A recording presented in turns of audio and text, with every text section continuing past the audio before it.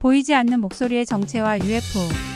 벌써 몇 달째 보이지 않는 목소리가 내 곁에 머물지 않는다는 것을 느꼈다. 어느 날 나는 잠을 이루지 못하며 보이지 않는 목소리의 등장을 몹시 기다리다가 파벌시 에너지의 파장의 효과를 이용하여 그를 불러야겠다는 생각이 들었다. 우주의 존재님, 거룩한 나의 산타르시아니시여, 당신의 말처럼 내 마음에 파동을 보냅니다. 듣고 있으면 응답을 해주세요. 감고 있던 눈을 살며시 뜨고 창밖을 보았다. 혹시 투명한 비행물체가 나타났는지 확인하였는데 창밖은 어둑한 달빛 아래 조용하였다. 얼마의 시간이 흘렀을까? 보이지 않는 목소리의 파동이 느껴졌다. 너무도 반가운 마음에 벌떡 일어서며 말했다. 우주의 존재님, 너무도 많은 날을 그리움에 기다렸습니다. 오늘은 당신의 이름이라도 알려주세요. 그러면 앞으로도 기다리는 동안 그 이름을 부르며 위안을 삼겠습니다. 부탁드립니다. 파동의 물결이 나의 귀천에 들려왔다. 보이지 않는 목소리는 자신의 이름이 샤르토시라고 하였다. 샤르별의 우주 파수꾼이며 각성자 러우인 존재가 바로 샤르토시였다. 숱한 세월 나와 대화를 하였지만 이름도 몰랐던 존재. 하물며 목소리만 귀에 익을 뿐 아직 모습도 보지 못한 존재의 이름을 드디어 알게 된 것이다. 이렇게 정체불명의 목소리를 보내와 대화를 나누게 된 주인공은 우주의 저편에 존재하는 또 다른 생명의 세계인 샤르별에서 찾아온 초시 샤르토시라는 이성인이었고, 초시의 목소리는 잠시도 의식의 창가에서 떠나지 않고 우주의 신비와 수준 높은 정신세계의 이야기를 들려주었다. 초시는 스스로 우주인이며 우주의 파수꾼이라고 자처했다. 우주 파수꾼의 자격으로 그는 순간이동체 UFO를 타고 무변강대한 우주를 여행한다고 했다. 지구뿐만 아니라 우주의 다른 인류세계도 방문하면서 포디우거스 운동을 펼치며 우주 파수꾼으로서 역할을 다한다고 하였다. 반복적으로 들려오는 파수꾼 초시의 목소리는 지루하지 않았고, 오히려 그 목소리를 듣지 못하는 것이 공허하고 불안할 때도 있었다. 초시의 목소리는 가끔씩 내게 하리의 영혼은 정신적 연령이 이제 마구주의 자궁 속에 잉태된 배아의 싹에 불과하며 그 우주 배아의 싹은 우주정신 세계의 영향과 풍부한 젖을 수요받으며 튼튼한 우주나무로 성장하길 바란다고 하였다. 나는 초시의 말처럼 내 영혼은 이제 막 싹이 트려는 우주배아의 생명체와 다름없다는 생각이 들기도 했다. 그 어린 우주배아는 우주정신 세계라고 하는 자양분을 섭취하지 않으며 튼튼하게 성장할 수 없는 운명과 같다고 생각 들었다. 그래서 초시의 목소리에 의식이 젖어 있을 때 가장 평안하고 행복함을 느낄 수 있었다. 잠시라도 초시의 목소리가 멀어지면 어린이가 길을 잃고 방황하듯 안절부절 못하는 마음으로 불안했다. 초시의 목소리는 봄날의 새싹을 향해 내리는 따뜻한 햇살과 같은 존재였는데 내 영혼의 어린 새싹은 따뜻한 햇살과 함께 평안했다. 그와 반대로 보이지 않는 목소리 초시와 함께하는 삶이라도 육체는 고달프고 힘든 시련의 연속이었다. 하루하루 끼니를 연명하기 위해서 힘든 노동이라도 마다하지 않을 수 없었다. 힘에 부치는 노동에 종사하며 받은 노임은 겨우 입에 풀칠하기도 어려울 정도였다. 힘든 노동일이라도 계속할 수 있으면 그나마 다행인데 운이 좋을 때는 일이 생기고 운이 나쁘면 한 달 내내 공칠 때도 있었다. 부모님께 물려받은 토지는 있었지만 가까운 친척이 관리하고 있어 재산권을 행사할 처지도 못했다. 말만 관리였지 착취당한 셈이었다. 그 어려운 상황에서도 학업의 끈은 놓치지 않았다. 밥은 굶어도 살 수 있었지만 지식에 굶주리고는 살아갈 의미가 없다는 것이 나의 신조였기 때문이다. 그때 굶주림과 삶의 시련에 시달려야 했던 처지는 나 혼자에 국한된 문제가 아니었을 것이다. 사회 전체가 어렵고 힘든 시기였으니까. 다행히 내게는 육체의 굶주림은 해결할 수 없어도 영혼의 목마름은 해결할 수 있었으니 보이지 않는 목소리가 전해주는 우주정신세계 소식이 시들어가는 화초에 내리는 생명의 단비와 같았다. 그 보이지 않는 목소리 초시와의 대화는 항상 의식 상태에서만 이루어지지 않고 무의식 상태에서 이어질 때도 있었다.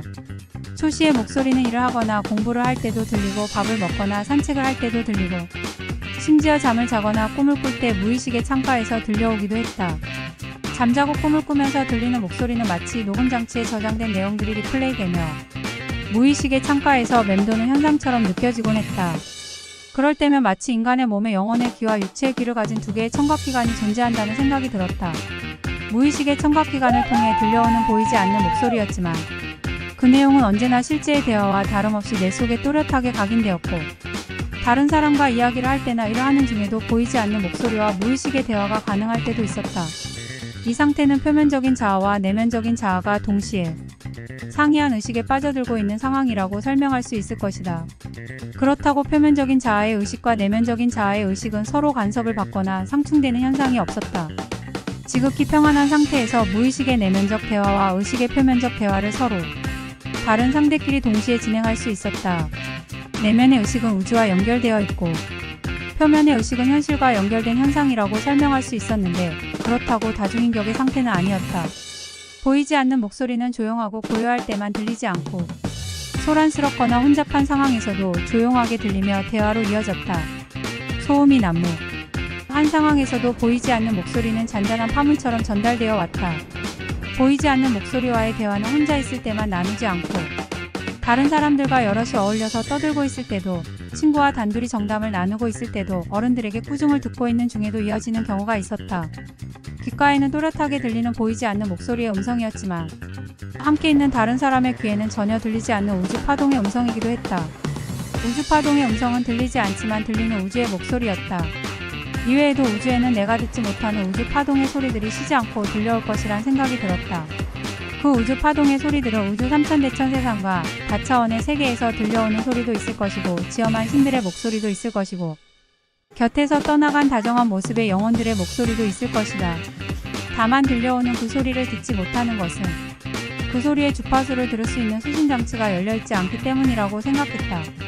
우리 인간들이 우주의 모든 소리들을 청취할 수 있는 수신기만 열려있다며 우주의 소중한 소리들을 들으며 어둠의 길로 빠지지 않고 지혜롭게 세상을 살아가리란 아쉬운 생각이 들기도 했다.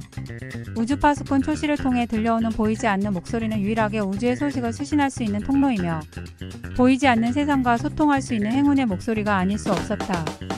그 행운의 목소리 때문에 암울한 시절, 암울한 삶을 살아가던 나에게 절망의 터널을 빠져나와 신천지의 빛을 바라볼 수 있는 기회가 주어졌을 것이란 생각이 들 때가 많았다.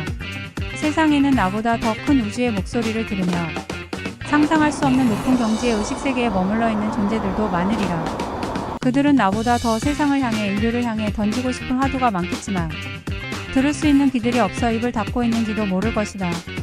높은 차원의 메시지를 들을 수 있는 열려있는 귀들이 많이 지구에서 늘어나기를 소망하고 소망하지 않을 수 없었다. 초시와 보이지 않는 목소리로 나눈 대화의 내용은 주로 높은 정신세계에 관한 이야기를 비롯해서 우주의 질서와 삶과 죽음에 관한 이야기들, 그리고 자연과 생명의 세계에서 발생하는 법칙들에 관한 이야기들까지 광범위했다. 이제까지 배운 지식이나 상식으로는 전혀 납득할 수 없는 고차원의 이야기들을 들으면서 고정관념에 얽매여 있던 의식세계는 무한한 탈바꿈이 반복되고 있었다. 평소의 의식 수준으로는 전혀 납득할 수 없는 이야기들이 쉽고 재미있게 이해되는 현상도 신기했고 보이지 않는 목소리의 내용은 마치 생소한 이야기가 아니라 오래전부터 익숙했던 기억의 일부가 되살아나는 기분이 들 때도 있었다.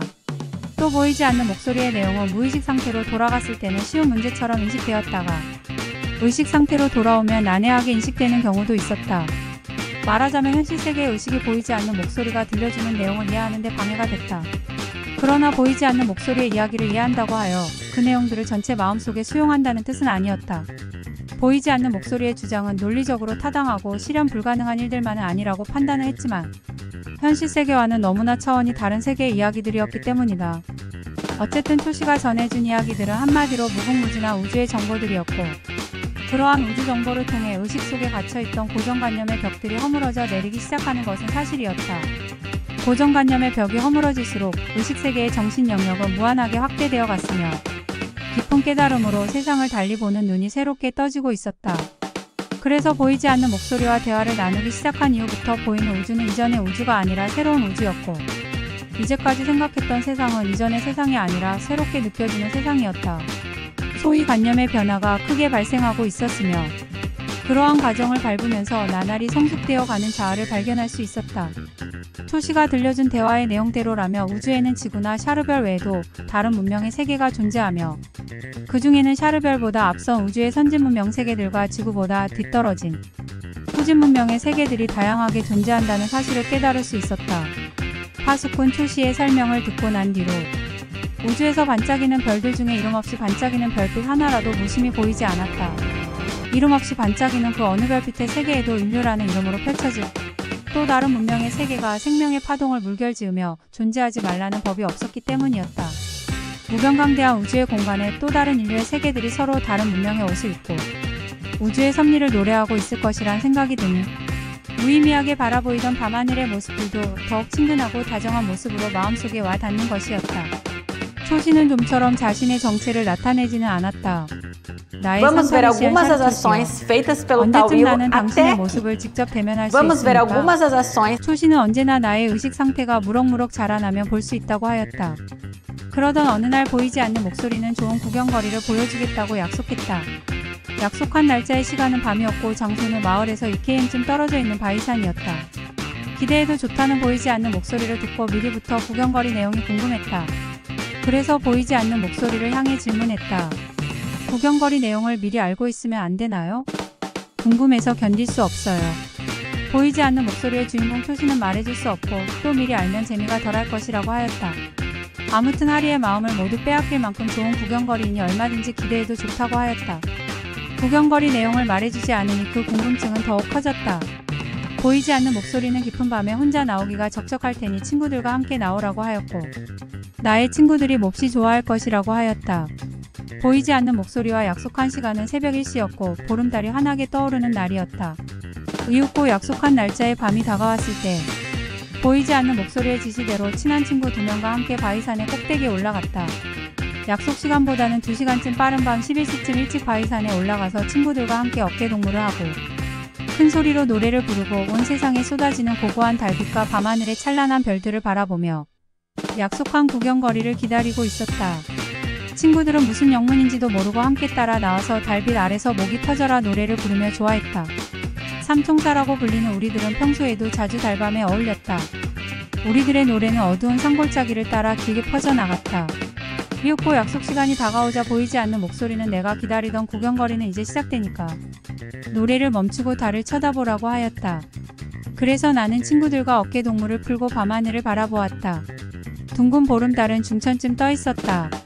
그때 혜성처럼 밝은 빛을 내는 물체가 달에서 튀어나오더니 우리들 머리 위에 나타나 공중에서 현란한 고개를 시작했다. 혜성 같은 물체는 마치 달 속에 숨어 있다가 튀어나오는 모습 같았는데 보랏빛을 띤 발광체의 신비한 모습이 단숨에 우리들의 눈길을 사로잡았다. 처음에는 하나뿐이던 발광체는 순식간에 조각처럼 나뉘어져 공중의 사방으로 흩어지기도 하고 어느새 다시 한 덩어리로 모아지기도 했다. 한 덩어리 발광체에서 비롯된 수많은 빛의 조각들이 무엇의 지시에 따르며 일사불란하게 움직이는 모습들이었다.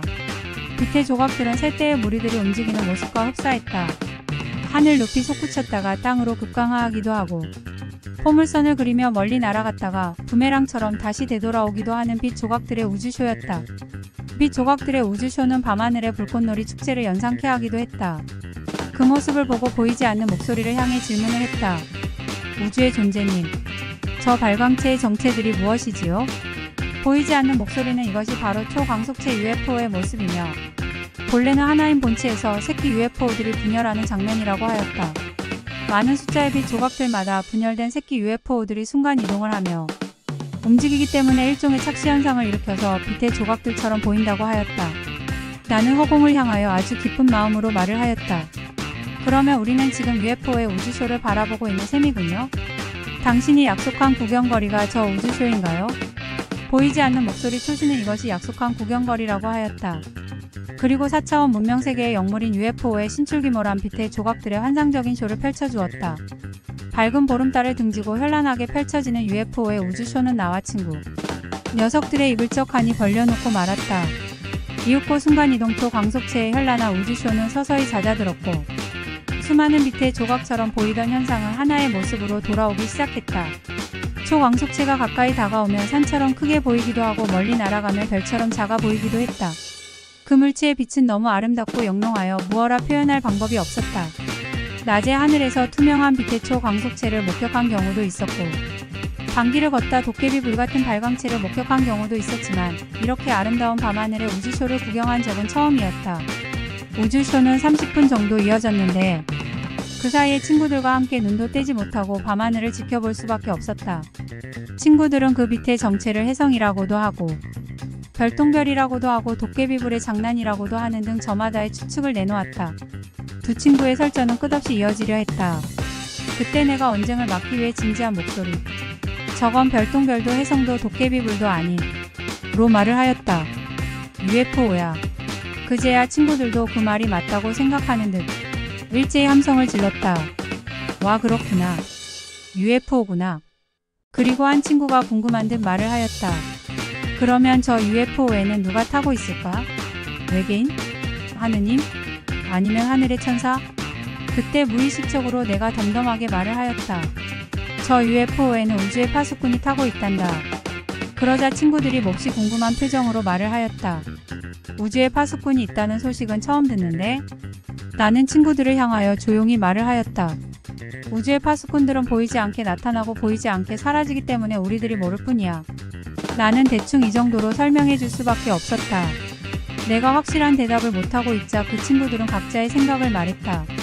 저 UFO에 타고 있는 파수꾼들은 아마 화성에서 왔을지도 몰라. 아니야, 다른 태양계의 별에서 찾아왔을 거야.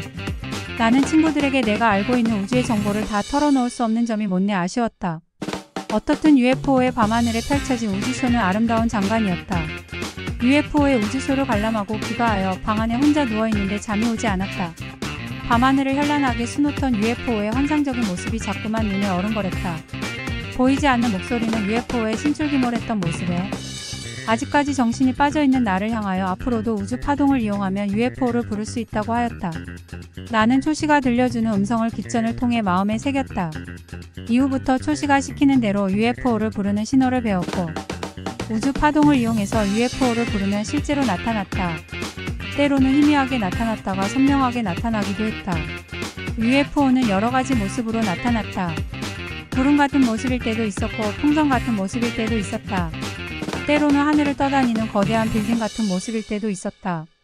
색깔도 다양하게 변하고 수시로 달라졌다. UFO는 정형화된 물체가 아니었다. 어느 날은 가을 단풍이 깊어가는 숲속에 들어가 UFO를 불러본 적이 있었다. 신호를 보내고 5분쯤은 커다란 풍선처럼 보이는 녹색 물체가 눈앞에 가까이 다가오는 모습이 보였다. 숲속의 높은 나무 위에 걸려있는 물체는 녹색에서 단풍색으로 변하기도 하고 하늘빛을 닮은 코발트색으로 변하기도 했다. 마치 신비로운 보석이 빛의 각도에 따라서 수시로 색이 달라지는 현상 같기도 했다. 그 물체에서 발생한 기운은 투명한 빛처럼 작용하며 내 몸을 감쌌다. 몸이 무중력 상태처럼 가벼워지면서 공중으로 붕 떠오를 것만 같았다. 혼자서 그 물체를 바라보고 있자니 조금은 두렵기도 하고 신비한 생각이 들기도 했다. 이제까지는 멀리 떠있던 물체만 보았는데 손에 잡힐 듯 가까이 다가온 물체를 처음 보니까 숨이 멎을 듯 흥분되어 견딜 수 없었다. 그래서 좀 더 가까이 다가가 보려고 풀밭에서 일어섰는데 나무 위에 걸려있는 것 같은 그 물체는 어느새 높은 상공에 멀리 떠 있었다. 가까이 있는 듯하면서 멀리 떠있는 신기루와 같은 물체이기도 했다. 아쉬운 표정으로 신기루처럼 보이는 물체를 멍하니 바라보고 있는데 급기야 그 물체는 구름처럼 흐느흐느한 상태로 변하더니 시야에서 사라지고 말았다. 너무 소리 없이 나타났다 아쉽게 사라지는 UFO였다. 보이지 않는 목소리는 내가 부를 때 나타나는 UFO는 지구를 정찰하고 탐사하는 무인 정찰용이며 지구의 지상을 가깝게 운행하기도 하고 지구의 높은 상공을 궤도 비행하기도 하면서 크고 작은 정보들을 수집하기 때문에 자신들은 지구의 모든 소식을 손바닥처럼 읽을 수 있다고 하였다. 지금처럼 내가 보낸 신호는 파동이며 파동의 신호는 멀고 가까움이 없이 우주 공간에서 전달되어 UFO는 자기를 부르는 신호를 알아듣고 가까이 찾아오는 것이라고 하였다. 이후부터 UFO로 보이는 물체를 좀 더 자주 목격할 수 있었다. 신호를 보내면 UFO는 숲에도 나타나고 공중에도 나타나고 땅에 나타나기도 했는데 나타날 때마다 색깔이 다르고 모양과 크기도 다르게 보였다.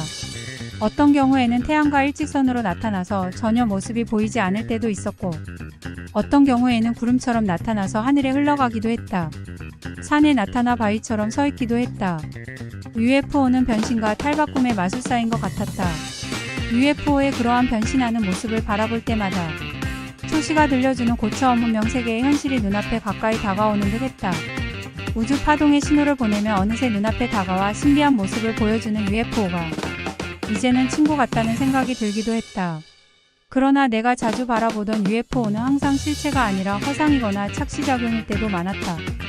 UFO는 순간이동하기 때문에 하늘과 땅과 사방 곳곳에 동시에 나타나서 동시에 사라지는 착시현상을 연출했다. 어떻든 실체는 허상이든 UFO를 자주 만나는 기쁨은 보이지 않는 목소리의 주인공인 초시를 직접 만나는 일만큼이나 큰 기쁨이었다. 한 번은 친구들과 함께 여름 캠핑을 즐기기 위하여 산을 찾아간 적이 있었다. 그때 갑자기 폭우가 내려 물이 걷잡을 수 없이 불어나서 개울을 건너지 못하고 위험한 상황에 처했던 적이 있었는데 갑자기 하늘에 나타난 물체에서 빛이 내려와 우리들을 감싸더니 순간적으로 안전하게 이동시켜주던 경험도 했다. 나는 가끔씩 체험했던 현상이라 놀라지도 않았는데 친구들은 무슨 영문인지 몰라 황당한 표정을 지우지 못했다. 빛은 본래 손에 잡히지 않는 물질이지만 그 투명한 빛의 힘으로 사람을 들어 올려서 공간 이동을 시키는 현상이 신기하기만 했다. UFO를 목격하게 된 이후부터 보이지 않는 목소리가 들려주는 내용들은 좀 더 현실감 있게 마음속으로 다가왔다. 그리고 점점 외계인 세계에 대한 그리움이 마음속에서 싹트고 있다는 사실을 발견할 수 있었다. 그래서 부지불식간에 밤하늘의 별들을 자주 바라보는 습관이 생겼고 무수한 별빛들 중에 어디선가 새로운 문명의 존재들이 반가운 미소로 손짓해오는 느낌도 발생했다. 말하자면 우주에 대한 그리움이 상사병처럼 깊어지고 있었다. 삶이 고달프고 힘들 때 우주로 날아가고 싶은 욕망은 더 커졌고 육신의 모습으로 찾아갈 수 없는 세계라면 영혼이라도 새가 되어 멀리 떠나고 싶은 충동이 일어나곤 했다.